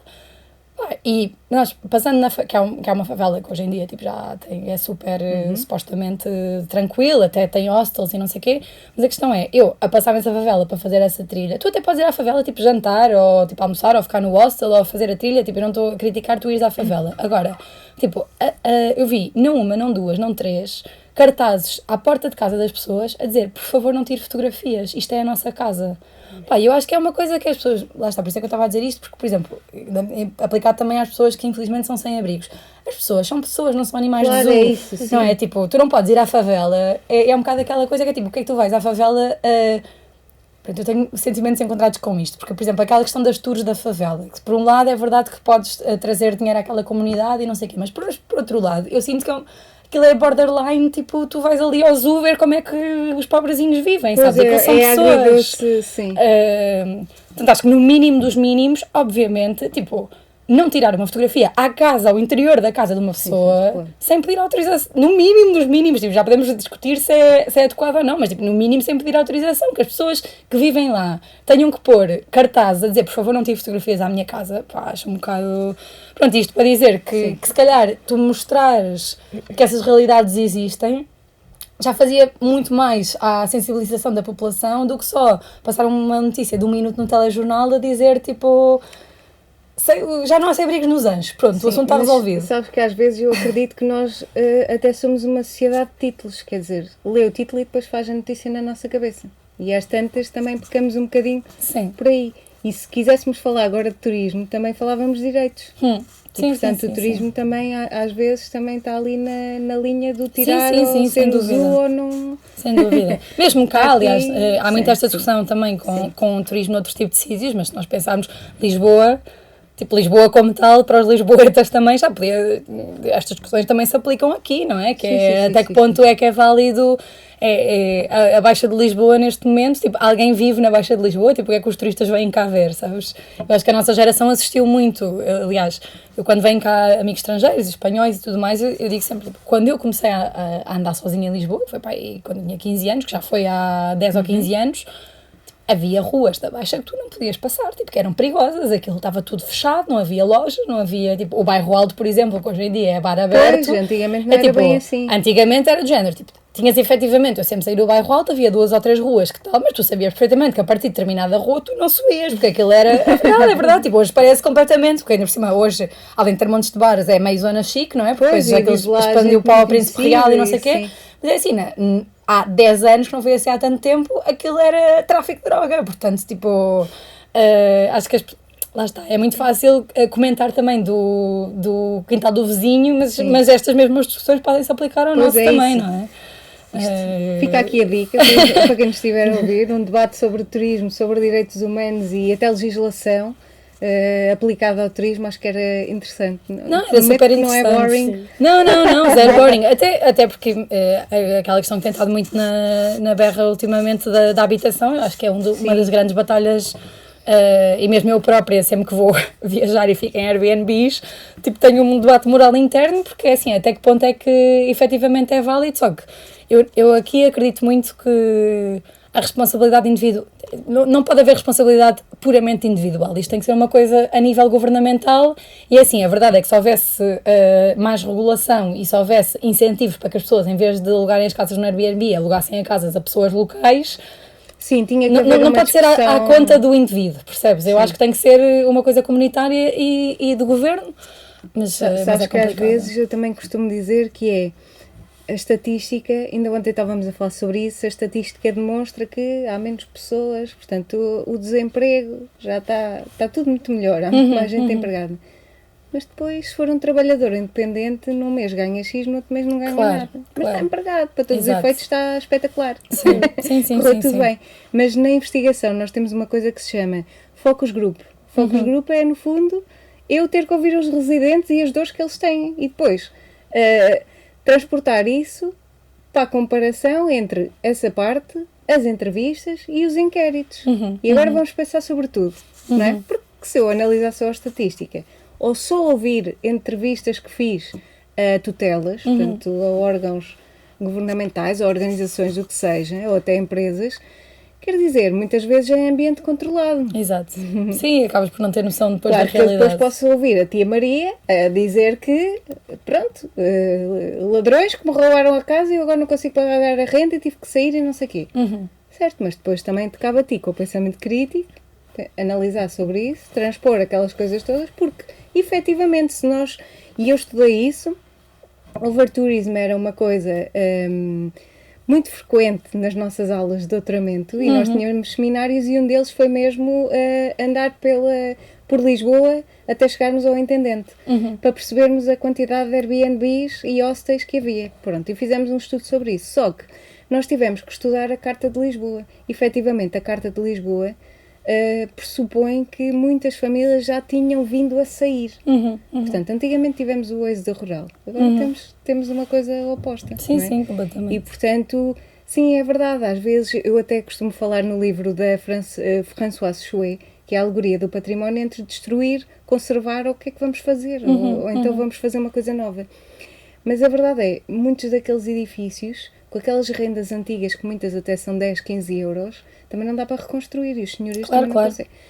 Mas ok, então aí o governo é que podíamos falar mais sobre as coisas e ouvir mais quem está no terreno, e já estamos a caminhar a passos largos, principalmente no turismo, ainda por cima porque somos na economia uma alavanca muito grande, mas é preciso continuar, por isso é que estou muito contente por estarmos aqui a falar destas coisas todas e agora assim, last but not least, não é?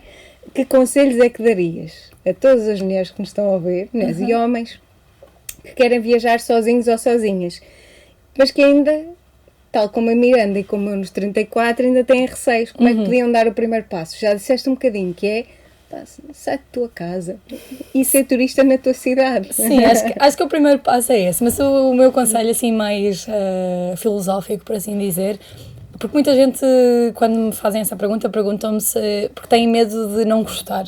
De não gostar e de se sentir sozinhos e de sentirem mal e de quererem voltar e de arriscarem a ir e voltarem para casa. E o meu conselho em relação a isso é, eu digo sempre, quando tu estás sozinha, tu é que decides tudo. E o maravilha de viajar sozinha é que tu não tens que estar sozinha se não quiseres. E existem mil maneiras de conhecer pessoas. E, portanto, a minha resposta aí seria, porquê é que tu não has de gostar? Porquê é que tu não has de gostar de um fim de semana em que tu decides tudo? Tipo, és a personagem principal do teu livro, do teu filme, tu decides onde é que queres ir, o que é que queres fazer, o que é que queres comer, o que é que não queres fazer. E, portanto, se tu tens esse poder de decisão, que é uma coisa que não é assim tão frequente nas nossas vidas, nós pensarmos, não é? Nós não controlamos todos os aspectos da nossa vida, até viver em sociedade implica fazer cedências e, portanto, acho que viajar sozinho, viajar a solo, traz essa grande vantagem de autoconhecimento, de pensar o que é que eu quero fazer. E depois, a partir daí, começar pequeno, tal como eu disse, e acho que grandes dicas também para quem tem este medo de se sentir muito sozinho é ficar em hostels, por exemplo, ou se fores uma pessoa que respeita muito o teu espaço pessoal, ou, por exemplo, que tem muitas dificuldades em dormir. Coisas que eu às vezes também faço é ficar em quartos privados em hostels, que também tem, portanto podes sempre aproveitar os espaços sociais, mas não teres que ter a parte de ficar a dormir em camarada. Obviamente é um bocadinho mais caro, mas também é uma possibilidade. E se isso não for mesmo para ti, existem sempre outras maneiras de conhecer pessoas. Podes ir a um concerto, que eu digo sempre é uma grande maneira de viajar sozinha, porque literalmente estás a ir a um sítio onde as outras já tens alguma coisa em comum com todas as outras pessoas que lá estão, não é? Já não é para dizer olá, tudo bem. Exato. E depois, existem mil atividades que podes fazer. Podes fazer um walking tour e meter conversa com alguém, podes fazer alguma atividade, sei lá, tipo uma prova de vinhos, tipo... Existem tantas coisas hoje em dia, tens... Sim, vai tens pelos teus gostos. O Get Your Guide, o Airbnb Experiences, tipo, podes fazer uma aula de culinária, exato, vai um bocadinho pelos teus gostos. E depois... eu vivo muito também pela máxima que é tipo, o que é a pior coisa que pode acontecer? Porque às vezes as pessoas perguntam também, mas Mariana, como é que metes conversa, não sei o quê, e eu literalmente, isto é a minha maneira de meter conversa, eu chego ao pé de alguém e digo, olá, sou a Mariana, tipo, sou portuguesa, de onde é que és? Isto é a minha maneira de meter conversa, porque depois pensas, qual é a pior coisa que pode acontecer? Tipo, a pior coisa que pode acontecer é que tu nunca mais voltes a ver aquela pessoa, ela seja uma antipática, nem sequer te responda, e tu nunca mais a voltas a ver na vida, e tipo, enfim... e a melhor coisa que pode acontecer é, efetivamente, vocês se darem bem e passarem ali, tipo, um tempo junto, ou até, se for uma viagem um bocadinho mais comprida, tipo, às vezes as pessoas até acabam por se juntar e fazem uma parte da viagem juntos, uns dias, e portanto acho que é isso, tipo, tens sempre esse potencial dessa interação social com a qual podes aprender alguma coisa, podes crescer e não tens grande coisa a perder, o máximo que tens a perder é levar um não. E acho que temos que perder um bocadinho a nossa sensação de autoimportância, sabes? Que é tipo... Exato, isso também nem é nenhum falhanço. É isso, e a outra pessoa, às vezes nós ficamos um bocado naquela, tipo, o que é que ele vai pensar? Tipo, essa pessoa daqui a 5 minutos já não vai estar a pensar em ti, garanto, tipo, vai estar a pensar nas questões dele. Exato. Portanto, acho que sim, a minha dica seria sobretudo essa, é porque é que tu não has de gostar e, portanto, experimenta e arrisca. E acho que é uma ferramenta de autoconhecimento muito bonita. Muito obrigada. Eu vou só dizer, então, e se forem alunos, o primeiro passo é poderem ir de Erasmus. Sim, Erasmus é efetivamente. Porque há mais segurança, em princípio, está tudo mais controlado. Os pais já podem ter uma visão diferente. Claro que pais vão ser pais sempre, sim. certo? E vão ter sempre medo por nós. Tínhamos nós 80 anos. Sim, mas estás mais arropada, é diferente. Exatamente. Sim. A olhar por nós e, portanto, sei lá, fazer um curso lá fora de inglês ou de espanhol ou o que seja. E depois é um bocadinho o... Passo a passo. Passo a passo. Os intercâmbios, os intra-rails e inter-rails. Intra-rail é em Portugal. Eu fiz também, com 16 anos ou assim. Pois, eu aos 16 também queria e fiz um dossiê para que os meus pais me deixassem. Depois riram-se muito e disseram e não deixaram. É verdade. No dia em que eu me ia inscrever foi o mesmo para a carta de moto. Aos 16 queria ter moto. E pus tudo, e não sei o quê. Fiz um dossiê só para fundamentar que eu podia, que eu ia ser responsável. E que... Depois riram-se muito. Eu Mota também queria ir, a minha Mota Não. também não me deixaram, mas o resto sim. Mas pronto, aos outros já tirei a carta Sim. e portanto já era, Sim, sim. já era Autónoma, diferente. sim. Autónoma para ir fazer a lista das compras dos pais, mas sim. os recados, mas sim, é uma autonomia diferente. Mas muito obrigada. Obrigada eu. Eu quero agradecer a toda a gente, na verdade, a toda a equipa. E começa no Dr. Paulo Pinto, que está aqui por trás. Passa pela Miranda, vai à Bruna, que hoje não está aqui, mas que faz parte do departamento de marketing da Consul, que é a nossa host. E vem especialmente a começar e terminar. É um pau de dois bicos, mas na Mariana, que aceitou logo com prontidão. Portanto, foi um gosto receber-te e receber-vos. E desejo-vos as maiores viagens pelo mundo. E agora, Obrigada. aos nossos ouvintes, encontramos-nos no próximo destino. E não se esqueçam de nos seguirem, claro, nas redes sociais da Universidade Lusíada e da Consul. E sigam a nossa convidada, porque nós não podemos perder o próximo destino e vocês também não.